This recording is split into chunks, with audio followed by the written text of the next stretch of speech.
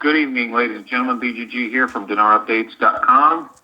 We are going to do our next live conference call. This is for December 12th, Tuesday, December 12th, our live Q&A call.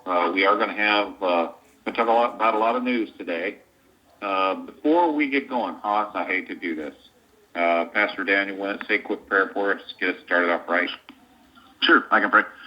Heavenly Father, thank you for this day and for all the exciting news and events that have been occurring in Iraq. We pray that you help the people over there. Thank you for the blessings of seeing them be able to be free and secure and clear of ISIS. And thank you for all that you've done over there. And we just pray you'll help them to grow and to thrive as a people, as a group.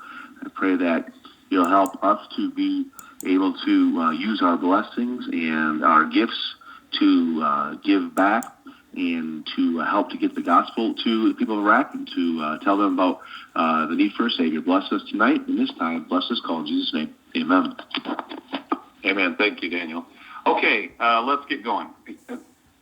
To answer all the questions as quickly as I possibly can, we've been off the air for a while. There have been so many inaccurate and crazy hypotheses about why that was. I already said why it was.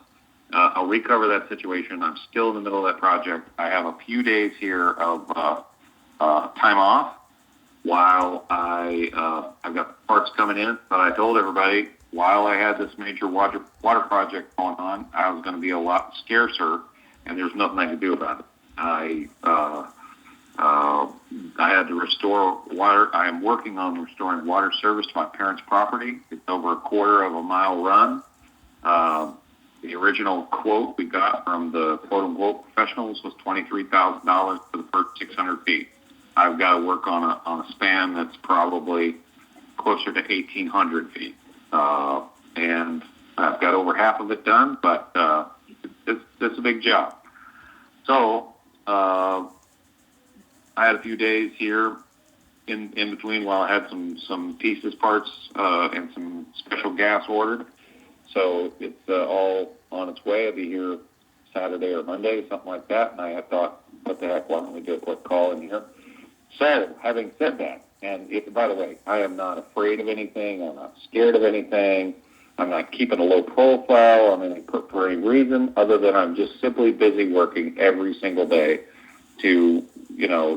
on a very important project that is absolutely critical to survive. So, for all the people out there that dreamed up some crazy reason, none of that stuff is true. You need to stop that and actually just, and not afraid of anything, by the way, not even a little bit. We actually, for those people who've been here, who know me, the people who've been here to do business with us face to face, we have a working gun shop on the property. So I'm like the little old lady that the police officer stopped, and he pulls her over. And he asks for a license and registration. She gives all that to him along with her handgun carry permit. He says, do you have a weapon in the car, ma'am? He says, yes. I have a 1911 and 45 ACP. I have a snub-nosed 357, and I got my Ruger 44 Magnum there in the glove box. And he says, ma'am, what are you afraid of? She says, not one thing.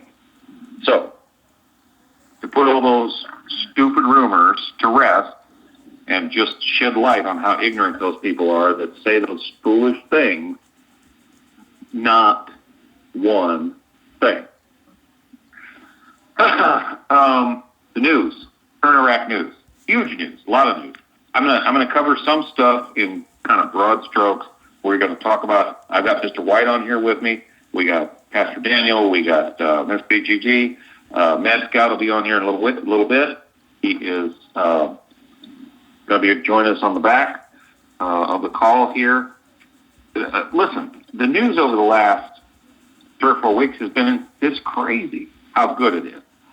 They were going on and on about economic development, what they were going to do. And by the way, we're going to get to this Chapter 7 thing. That was just clear out of left field. That was a Haley's Comet moment. They've been attacking corruption on numerous levels. The one thing I want to hit that corruption thing a little bit because there are 3 or 4 major pieces out. Let me see if I can't dig that up. Current Iraq News, on the forum, there was one headline that I put in here late this afternoon, late this evening, says the body will hand over 3 files of corruption that will overthrow Big Head. He threatened a couple of the major players, maybe a week ago or something. He said either give the money back or you're going to jail. He was very plain about it. And with all this, I would. My gut tells me the people that he's talking about, I almost have to believe some of that includes Maliki. So, and it's just, I don't know for sure that that's the case, but I would almost bet you that's where that's going to land before this is over with. So, lots and lots of talk about that dealing with major corruption issues in Iraq. There's another headline in fact, I'm going to get to the whole article here. It's on the forum. The first 2 lines: corruption has cost Iraq $100 billion, and there are 40,000 corruption cases in which senior officials are involved that exist in Iraq right now. So they're dealing, they're pursuing their corruption issue very, very, very rapidly. This article today that talked about the World Bank support, in fact, I can read the headline. So the World Bank confirms its continued support for the economy and the reform process. That's big news. That's really big news. And there's been news like that virtually every single day, every other day, going back 3 or 4 weeks. So it's not like, yeah. And the reform process, World Bank. Okay, World Bank, the term reform process. Are they talking about art reform? Are they talking about infrastructure reform? Or are they talking about monetary reform? I would say monetary reform. All of it. I mean, they're.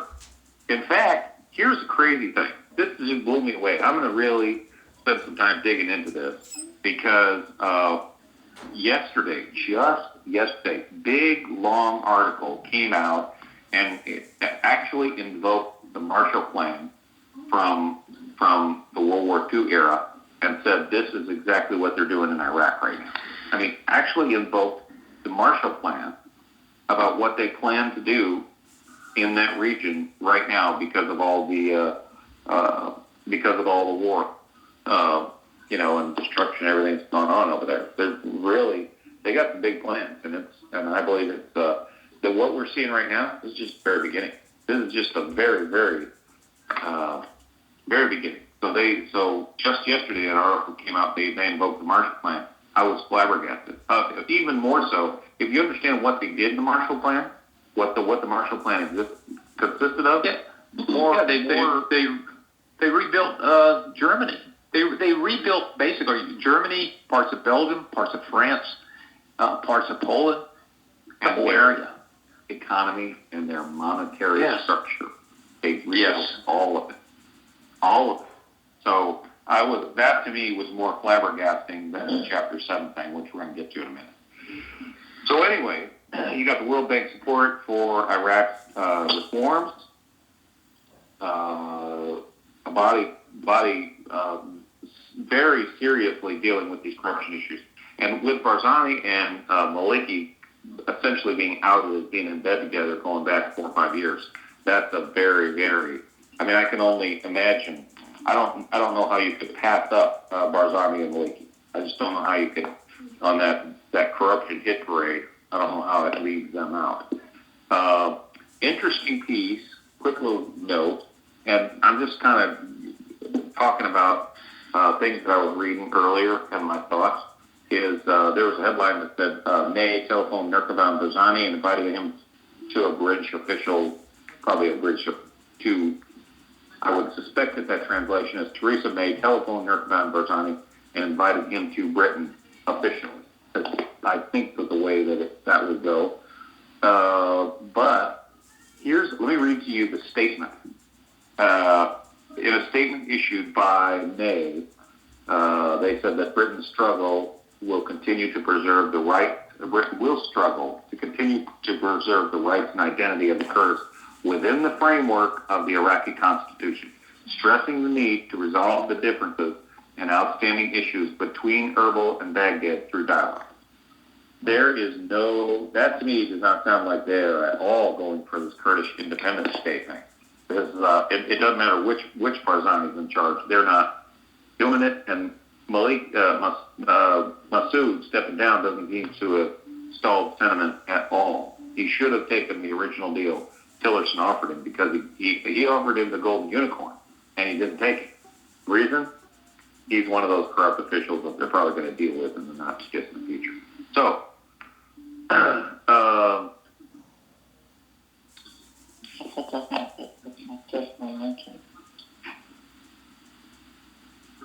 give me just 1 second here.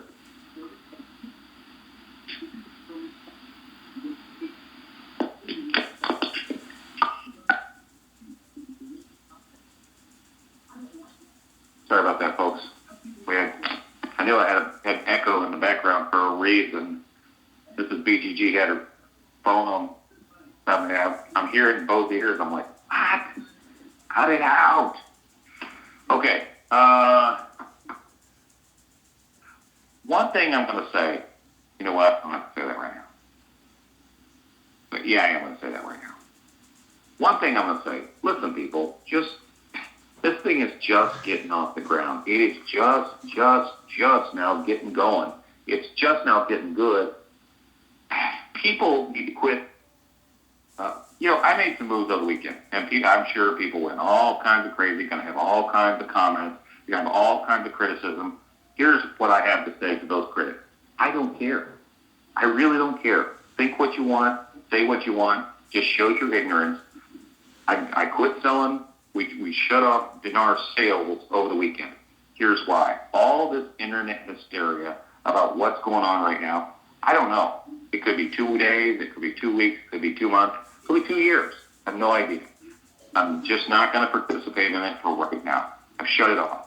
Could I sell? Absolutely. And I promise you, in the last, since Friday until now, I probably set out on 100 million in Dinar sales. 100 million.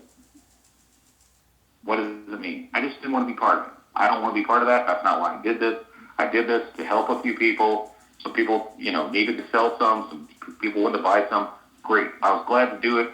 We filed for all the licenses. We did everything the right way. I haven't done anything wrong, but being part of this thing I just didn't want to go down that road, and I'm still not going to do that for right now.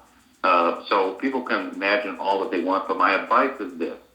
Just relax, breathe. Make sure that even on this Chapter 7 thing, Mr. White and I are going to talk, Alan and I are going to talk. I advise caution. I would just settle down, wait get some better information, because the early reports and the current reports on this Chapter 7 thing it's kind of an evolving story, if you ask me. So this thing's just getting good. Just relax. Don't make any crazy moves. There is no such thing as actionable intel. You're not going to see it coming. So if you're thinking you're going to jump right now, mortgage a house, and somehow, leverage into multi-generational wealth, probably not going to happen. And quit doing things like that. That's just crazy. I mean, that's why there's people in bad shape to start with. There was something else I wanted to talk about. Oh, yeah, and if this thing happened tomorrow, if there were a currency shift, if there were a monetary shift, if they implemented the first steps of reform that changed the value of that currency tomorrow, it would be a while before the secondary currency market really developed. And there are people out there that are literally going to give their currency away for less than half. So those of you thinking that you're going to somehow swoop in at the very end and make some huge wing ding and walk into a bank and walk out mega wealthy the next day, you need to rethink this thing, because you don't know what you're talking about. This is a very, very dangerous. This first little get-go. This whole exchange process is going to be very, very. It's going to be an interesting time, and I advise caution in every way, shape, or form. And most of these idiots on the internet giving you advice, these morons that have been commenting for all this time, they're the last person in the world I would talk to. that I would ask. I literally do not care what they talk about. They say all kinds of crazy things about toasters and black cards and this and that and the other thing. I mean, oh my God, seriously? Just go to a Wells Fargo and ask them what the process currently looks like. It doesn't look anything like that. It just doesn't. That's not real life, and it's going to take a little time for this thing to mature. Would it be value tomorrow? Absolutely. You know, it would add value to your portfolio. It's going to take a little time to figure out how to get the best value out of it. It's called it's called an orderly exit in business, not a panic rush. Again, even in that scenario, I would absolutely err on the side of caution. And listen, anybody if you're giving your currency to one of these entities of any kind, I would be very careful. I mean, it's just, you're giving them money. It's money. It doesn't matter what color it is. You just give them a fortune. Oh, I would be very, very careful about, none of the groups out there would merit that kind of trust. Yeah, there just aren't there are those contacts that they're alleging, they don't exist. Not true. They imagine that they have contacts. There aren't contacts. And anywhere of that size and scope and capability. So, huge news the other day. And you know what? And I will absolutely recover my comments. I stand by those comments the other day. I'm very skeptical about this Chapter 7 thing. Just today, they're starting to clarify what they meant in those early press releases. And is it good? Absolutely. It's wonderful. Is it, but I want to see some more. I want to just settle down. They are actually talking about Iraq being fully removed from the UN Chapter 7 Charter, which is the UNSC, UN Security Council oversight. But even though even though it sounds like some of these latest articles sound like they're going to release them from the UNSC Charter, Chapter 7 Charter, the charter itself, the overview, the Security Council oversight, and the Oil for Food program, they're two separate entities. The Oil for Food program was a program underneath and within that Chapter 7 charter. It looks like, it sounds like, it smells like they're going to let them clear out of, they're officially allowing them out of Chapter 7. Some of the later articles today had that flavor, but the early ones, there was a lot of, the wording was very murky for me. The tensing, the translation, direct reference, things that I'd like to see cleared up before it's just not time to run around with your hair on fire. It's time to do some more study, be diligent, continue to research, watch these articles come out, just see how this thing plays out. What's the worst thing happen? Your currency goes up in value 1,000-fold. So I'm still a little bit reserved until I see some very official, full release announcements directly from the UN. But some of these the latest articles today are very, very encouraging. And no matter what, if there were a value change tomorrow, calm down. This is chronic in this community. The extraordinary amount of jumping from A to B to Z in the community. Always. Well, this is Chapter 7. This must mean they're going to go international, and we don't know. None of these assumptions have to be correct. We should wait for the facts. So, having said all that, that is exactly why I've made some of the moves that I made. Are we still buying? Absolutely. People that need to sell dinar, be glad to buy, and we'll make it best offer in the industry. But again, same difference. Just relax. No need to do anything in a big hurry. Okay, I'm on Chapter 7. What do you think? What's your take on this thing? I'm glad you made the comments that you did, because I understand why it may seem murky. There was an article 2 months ago, somewhere in there, and the article was about the language of the original sanctions imposed by the UN Security Council. And the article was about that. What is the status currently after June 27th, what was 3 years ago now, the initial release from sanctions. And the article talked about that the UN is so bureaucratic that those early sanctions went so deep that even today, with Iraq being released, there are countries that are still forbidden to even have any diplomatic relations with Iraq. And the challenge ahead was, how do they clean that up?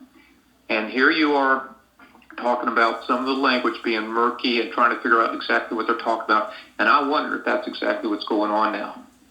Oh, I'm sure it is. I think this is fantastic news, but it's going through the process. I mean, there is a full-blown, could be 30 days, 45 days, 2 or 3 months. It could be a while of them just being reintegrated into the world economy. I don't know what that's going to take, but it's going to take something. It isn't a light switch. We aren't there. We aren't to that place politically yet. But it's good though. I mean, it's good that it's happening. Well, it's cataclysmic. It's earth-shattering. Who saw that? No, I didn't.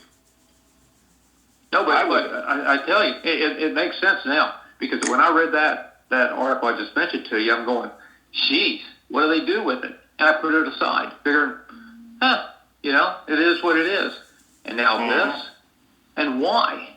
Especially following on the heels of just about 1 month with them making this great big push to establish banking relationships with correspondent banks. And I could just imagine around the world some of these countries pushing back, saying, we can't even talk to you. We can't establish it. And now this. And why would they be saying we can't even talk to you? Because, again, what that article said, that some of those different provisions go one on one. It's a spider web of how deep it goes. And some of the language in some of those provisions is you can't even talk diplomatically to the country of Iraq as long as these are in place. And just them removing one sanction doesn't mean it clears up the others. And it sounds like that is now what they're trying to do, is clear the slate entirely. Mm-hmm. Yeah. Yeah. I would not have predicted that they would wipe the entirety of Chapter 7 away. I fully did not believe that was going to happen. But it's way above my pay grade. I have I'm just a spectator. I did believe that they had made signals that they were gonna fully relieve the oil for food. They were gonna. I mean, they had plainly said 30, 45 days ago that they were gonna close that file entirely. But I just kind of had the idea, and maybe what they're going to do is they are going to, before they completely sign this paperwork, dot the I's, cross the T's, they're going to get some kind of a SOFA agreement in place so that they can, because they're going to have to, that's why they would leave Chapter 7 in place, is so that they come and go as they please. But also, they would sign some kind of a 10-year status of forces agreement, something in place, that would function much like that Chapter 7 chart. So, don't know. We'll see what happens. But they definitely appear to be pushing forward rapidly. So it's fantastic. That's good news. Does that mean an automatic value change tomorrow or the next day? I wouldn't make that leap just yet. And if it did tomorrow or the next day, then, I would still recommend the same level of caution. Just relax. Because I'm serious. It could be a little while before a legitimate secondary market develops for the dinar. I mean, with this amount of volume in the marketplace, it could be a while. So, I remember this. I've told this story before about a business guy that I've spoken to out in the Dallas-Fort Worth area. And he's an investor. in this. And he went on and contacted 4 or 5 different bank managers that he's done a lot of business with over many years. And he proposed this scenario that if a particular currency changed value, a currency that his bank or banks do not handle presently, came on the world currency markets. First of all, over the weekend would he get a call or a text about that happening? And all of these bank managers told this guy I'm referring to said, no, I don't get calls on the weekend unless my bank gets robbed. Right. We deal with currencies all the time. A status on a currency is no big deal. He says, well, when would you learn about it? I says, well, if the door's open on Monday, I go in, I turn on my emails, and I finally get to all my emails, I may see something from my senior staff letting me know about its change in status. So the next question was, when would you actually start exchanging that? He said, I'm not going to touch nothing until my boss tells me to. And he's not going to tell me to do it until his boss tells him to do it. So it could be a week, it could be a week and a half before we get clear notification as to just exactly what the spreads are and so forth and so on. Could be 2 months. Because listen, Yeah. a small amount. If you were going to Kuwait and you had some Kuwaiti dinar, you came back from Kuwait, your bank would buy that currency from you, send it to their central processing facility. They would hold it there until they found somebody else that wanted to buy that currency. They could sit on it for 3 weeks, 6 weeks, 2 months. They don't know. I mean, that's the secondary market here in the United States. That's a good point. That's a good point. That's exactly. I mean, so, like you say, all these people that have quote-unquote banking contacts, or they, somebody told them they do this, that, the other thing, somebody's negotiating out of school, if they've even told them anything. And number 3, just exactly like you said, it's this guy's boss and that guy's boss, and it could be 2 months before they have a legitimate policy on another thinly traded exotic currency. That's what it is.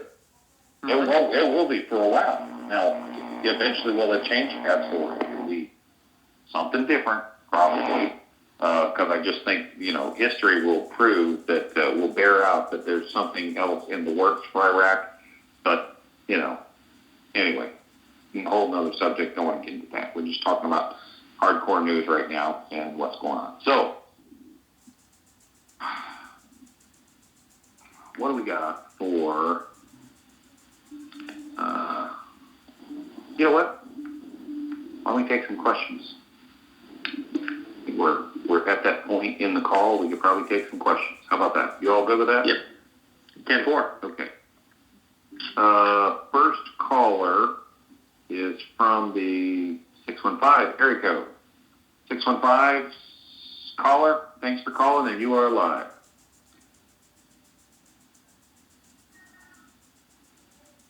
Hello? Oh, hello. Yep. 615 caller. Yes. There you go. Hello? You're live, caller. I apologize. I've got 2 kids here running around this house, and I've got it on mute. But That's quite all right.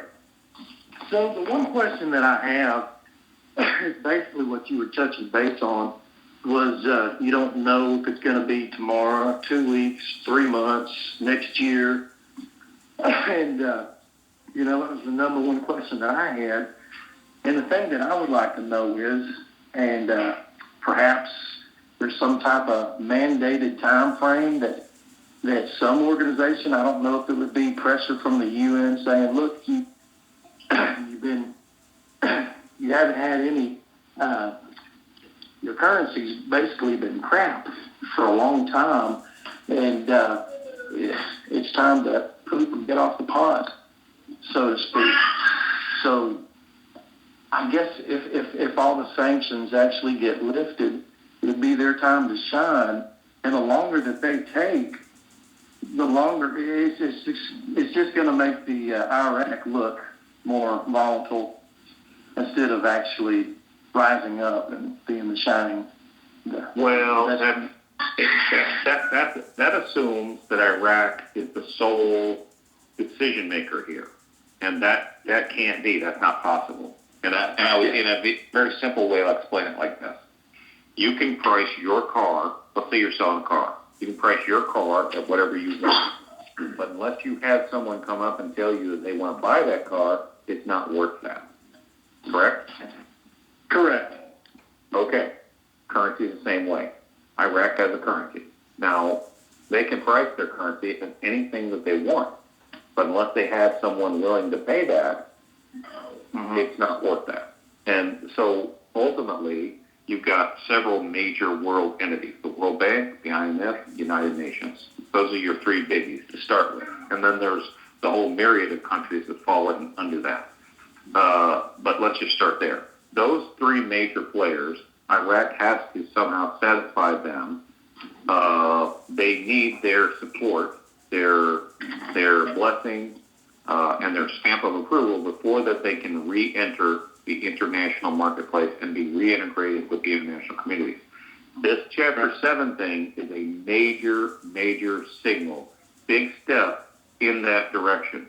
But without making without somehow coming to a meeting of the minds with those players, Iraq doesn't get to price anything anywhere that they want. So the assumption that they're their primary driver in their situation is probably not, is an older assumption, and it's probably not accurate.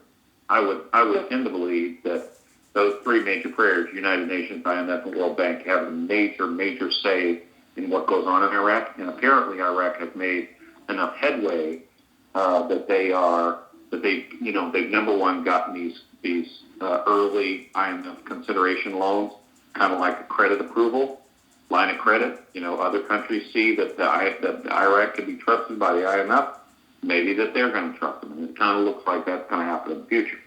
But number two, you have obviously the United Nations believes strongly enough in Iraq's future that they are taking a pretty major step on this Chapter 7 business. And the World Bank just today, the headline said, exactly just today, it said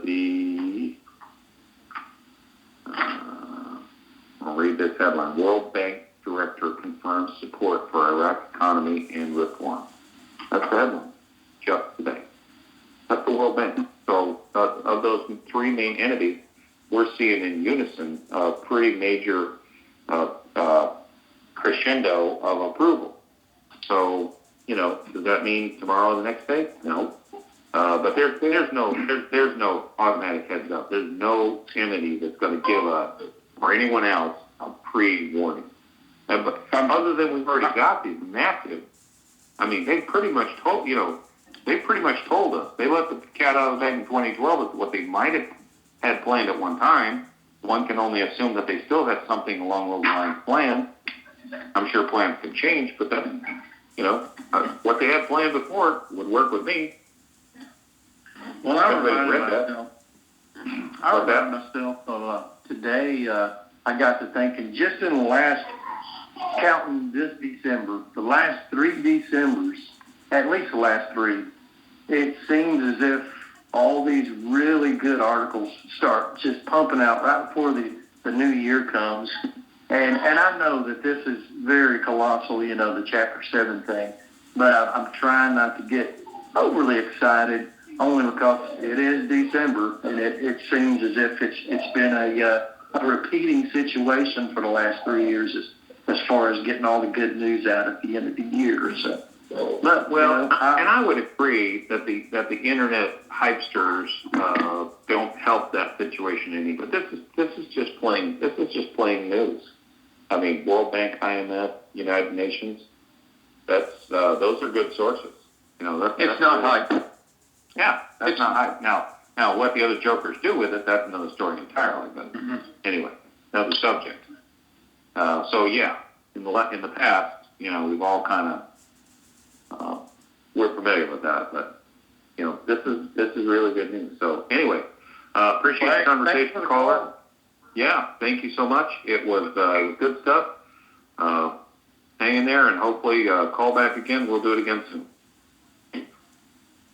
Okay, our next caller is from the 863 area code. 863, thanks for calling, and you are live.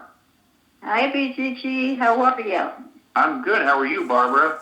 I admire your wisdom. I decided to hold on after I listened to the November 8th conference call. Well, that's So that's why I didn't get back to you. No problem. Okay, couple questions. Go ahead. Do you think it was an unwise or wise thing for a body not to recognize the Peshmerga forces since they fought alongside with the others? You know, they put their lives on the line, irrespective of this Barzani thing going on.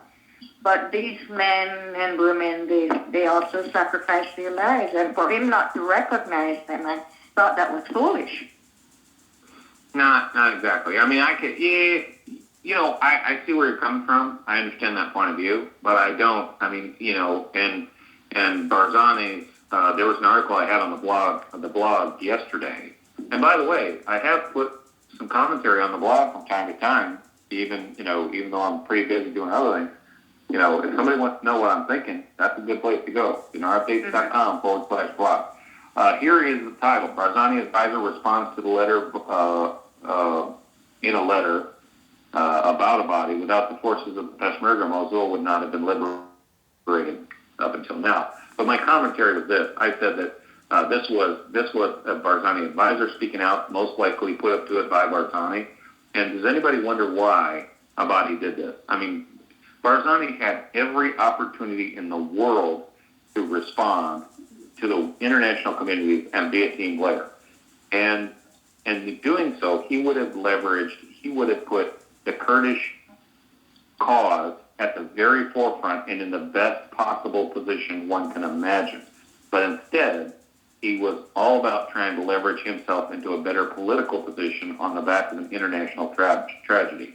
So no normal, rational person should blame Abadi. Plus, with this recent reporting of Barzani and Maliki being in bed together over the oil smuggling situation, Barzani has reflected badly on all of Kurdistan. He has hurt their cause so bad. Now, am I on the cause of Kurds? Absolutely. I'm a Kurdish sympathizer. That is never in question. But I think that Barzani or Abadi left them out intentionally so that they deal with their own internal corruption. And he may be the one that deals with that corruption himself. I mean, if the Barzani Empire has gotten fat off of Iraqi oil, exactly what should happen. And I've long, as kind of as a side note to that topic, since we're already here, I have some thoughts on this. There's no doubt that Maliki had his hand in the auction process for a very long time, and that's where he got a lot of the money to. It was well documented that he was the main actor in the corruption, in that he had everybody on the payroll and on the tape. However, I was always skeptical. I just didn't understand where he could come up with all the money in that auction process to pay all those people. It just didn't seem like the right amount of money. But when you factor in the oil smuggling, then that becomes clear as to where Maliki was getting all the money. He just essentially had an oil-funded printing press of money, and that's where he was getting the bulk of this dirty money he was spreading around, making everybody happy with. So, So with that, I come back to Aliala. Mm-hmm. When he made the announcement early 2017 that he was starting to delete the zeros, was he just throwing it out there, irrespective of whether ISIS came in or not? I think they had that plan, and I believe that they. Mr. White and I have talked about this at length in the past. Our opinion is, and we've talked publicly about it. Our opinion is they believed that would go much quicker than it did, and it essentially took an additional year. It took a lot longer than they, had imagined it would. So, yeah, Todd, those are forecasts. When we read those articles, because of the translation, we don't get what it really is. It's just like any other banking institution around the globe. They make annual, they make semi-annual, they make quarterly forecasts as to what they are hoping the markets will let them do. And that's the way I read it. Absolutely. I totally agree. And that's how I recall those conversations.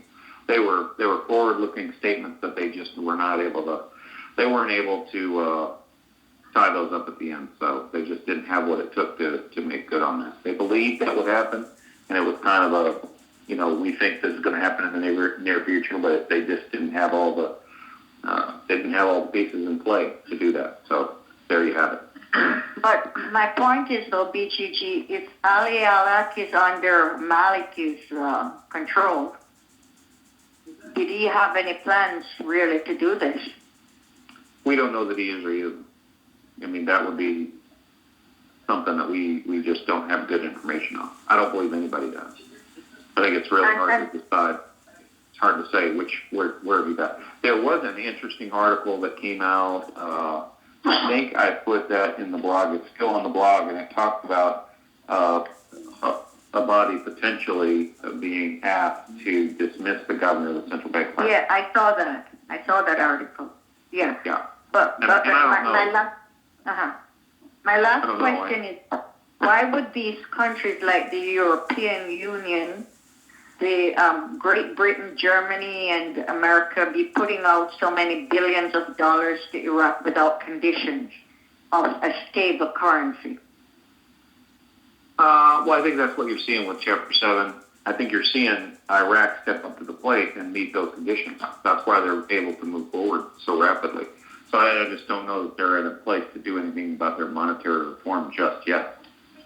But if they were imagining that they were close to monetary reform back then, prior to all of this progress, they're much closer now. Vastly closer. That would just be common sense, common logic. If they thought that they were that close towards the end of last year and through the spring of last year, if they thought they were legitimately going to be that close to removing the zeros in currency, imagine what they think now. Okay. All right. Well, I hope for everybody that something happens soon. It's a long wait. That is true. Ms. Barber, thank you so much for the call. Let's do it again. Thank you so much, BGG. Good night. Good night. Great call.